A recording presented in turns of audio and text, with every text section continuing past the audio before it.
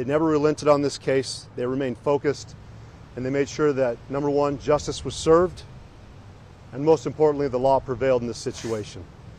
We appreciate all of our federal partners, the FBI, the U.S. Forest Service, the U.S. Marshal Service, who will come up and talk after me, and then we'll take questions after that. We also had our partners at the Criminal Investigation Division, Border Patrol with their BORAT team, and also their BOR-STAR team. We couldn't have done this by ourselves.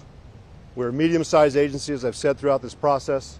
We appreciate our federal partners standing up alongside of us, assisting us. We appreciate the Washington State Patrol. Specifically, I'd like to give thanks to operational psychologist Stacy Gutchett and her work and her forensics analysis of Mr. Decker that assisted us in our fourth search, pointed us in the direction of Grindstone Mountain, an area of interest that we wanted to search, and her insight and guidance led us to an important area to search where we did eventually locate Mr. Decker. Again, we couldn't have done this by ourselves. I want to thank the King County Sheriff's Office, the Snohomish County Sheriff's Office, the Spokane County Sheriff's Office for also coming alongside of us, allocating their air assets to us. We could not have done it by ourselves if we had not had the rappelling capabilities that we had from the helicopters. Again, we would have struggled. They would have taken months longer, and we're thankful for that. But most importantly, to our community, thank you. Thank you for supporting us, being patient. We wanted this wrapped up within the first couple days. We knew it took months. We knew that you sat on edge as we were also stressed out about this situation. But again, you never wavered your support from us. We're grateful for that. We haven't forgot it, and we hope that you can also rest easy at night knowing that Mr. Decker is accounted for. Unfortunately, he's deceased. To his family, my condolences to you. I understand this could be your brother, your son, your family member. We never wanted any harm to come to him, but unfortunately the circumstances are what they are. He succumbed to whatever injuries those were. We're going to hear back from our coroner's office, the medical examiner, if they're able to get a cause of death or a time of death. But we appreciate them also working with us, working closely with us, and also being respectful of those remains as we found them. We will hand them back over to his family when the time is appropriate. But we just thank everyone that has come alongside the Chelan County Sheriff's Office, the media, who has also been here assisting us as we've kept Mr. Decker's face out there in public. I know at times a lot of the citizens, not only here in Washington State, but nationally, were wondering when are we going to get closure to this case. Again, we needed the media to do this. We needed them to keep their face out there so we could have Travis, if he was out beyond our borders, at least under some pressure. But again, fate had what it was. We were able to locate him, and again, we appreciate it. I'm going to let the U.S. Marshal Service also present. They've been alongside us from day one. We appreciate that partnership, the resources, the finances they put into this. We couldn't have done it without them. Same with the FBI, but the Marshal Service really took on a heavy burden for us, overseeing the search efforts, while our detective investigative units went and focused primarily on the investigation, knowing that we were getting ready for a criminal trial. This was a triple homicide. We never lost sight of that. This was also a kidnapping. We never lost sight of that. Before I conclude, though, I also want to make sure that I pay thanks specifically to the Wenatchee Police Department, Detective Hewitt. If it had not been for his tireless effort, the days coming up to Monday when we jumped into this investigation, we would have had 2,900 square miles that we've had to search without any real guidance. His efforts, the Wenatchee Police Department's, their investigative unit, certainly gave us a leg up to be able to track them down, get to the site quickly. We thank Deputy Mike McLeod for his quick work in finding that campsite. But again, not only nationally with our federal partners, state partners, but regionally we had help with the Douglas County Sheriff's Office, East Wenatchee Police Department, Wenatchee Police Department. But specifically, I want to make sure that Detective Hewitt was recognized for his efforts, his work. He certainly gave us everything we needed to jump into this investigation and get there quickly. And they continued to stay beside us, talking with Whitney and the family, making sure that they were talking with them as we were focusing on the investigation. So I just want to make sure I said thank you to them as well. I'll let the Marshal's office speak, and then after that, we'll take any questions you have. Thank you. Thank you, Sheriff. Jerome Brown with the Marshal Service. I'm based out of Spokane, Washington. I'm the supervisor for the task force. The first time I spoke before this podium, I promised you that we would not stop until we found the fugitive. My job and my team's job is to find the fugitives using the Rapid Advancing Manhunt Program, which we did, along with the help from the partners that was mentioned from the sheriff already. There's numerous to mention. I'm not going to go over the list again, but without the community, which is what this truly is about, law enforcement community, family community, community members that are out here present. Without all of you, we could not have done this. This is a team, truly team, family endeavor. That's why this was successful. So remember that when you go home, that we were supported with food, roofs, things when we needed them to accomplish our mission as a law enforcement community, you helped us and supported us in that endeavor. That's why we are successful. So, again, thank you to everybody, and I'll go into questions unless Sheriff has something else. No, we'll open it up to questions. Are you able to talk a little bit at all, I know it's very early, about how he died or when he died? We're going to leave it up to the coroner's office. Coroner Harris has already confirmed that they're doing the best they can with their medical partners to determine if they can determine a cause of death and also how long he had been deceased when he was out there. Again, we understand that process takes time. We did not get full remains. We have gotten majority of the remains back. But again, that's a process, and we're hoping that they are able to determine that because we know that's something the community wanted to know. But as of now, we don't have those answers. Sheriff, were there any clues to try to figure out whether he had been on the run all this time or if he went straight to Grindstone Mountain? Based off the information we have, it appears that the potential of him going directly up Grindstone Mountain shortly after the event or within that day would be pretty consistent. But again, we'll look at the time frame once we hear back from the coroner's office, and hopefully we can get a clearer picture on what was the cause of death. Again, if it was anything outside of what would be an explainable cause of death and it wasn't at Mr. Decker's own decision by his own hand, we would investigate that as a separate homicide. Again, we will pay respects to him. We'll honor his family as well, but we'll wait to hear what the coroner's office and the medical examiner has to say. Sheriff, how were you able to circle in on this one specific tiny area that actually find the body? So this was our fourth search. It was a planned search. We appreciate the U.S. Marshals overseeing that, taking it on. The FBI had done our third one. After that, this was the area that we had been speaking with the Washington State Patrol and their operational psychologist, who I mentioned before. That would be Stacy Chuckett. Really appreciate her insight. So we did get forensics analysis when it came back from the U.S. Marshal Service, the FBI, with their forensic psychologist, and of course the Washington State Patrol. And she had highlighted an area of interest that was on Grindstone Mountain. She even guesstimated about what elevation we were looking at, and we really appreciate her insight. She brought certainly a different perspective than we had received from the FBI or the Marshal Service. But again, we were taking information as we could throughout this investigation. It was rapidly evolving. I think we utilized our resources best as possible. And the last iteration, Washington State Patrol coming in with this contracted operational psychologist, certainly gave us a different area to look at, but it was always something that we were going to check next as our search area continued to expand out. Sheriff, what was kind of the clues that led to that area being, as you mentioned, an area of interest? It was outside of the three search areas that we had already checked. It was certainly within sight of our original crime scene, and we knew also with the information that had been obtained with the psychologist there from Washington State Patrol that they viewed that would be an area that they might have singled out, or Mr. Decker might have viewed out as an area that he would have headed. Sheriff, I saw that there was a tip line. How many people submitted to that tip line? And did rumors or any other leads kind of prolong like a lead, or was that difficult in that? Yeah. So certainly we were running our tip line. We really appreciate the FBI coming in and overseeing that over the first couple of days of the operation. You're going with thousands of tips coming in, and then of course it slowly dwindled down. But you're hearing leads that everyone was telling us, you've missed it, he's already in Canada, he's in Mexico. Clearly we have the Marshal Service. They have relationships as well with international partners. We did have international partners in Mexico and Canada following up on leads, along with nationally here. We had viewings in Montana, Idaho, Texas. So again, we appreciate our national resources that we had.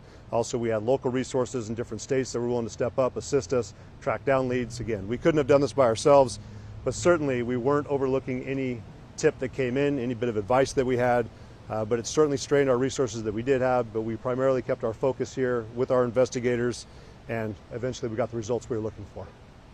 Sheriff, can you tell us just how?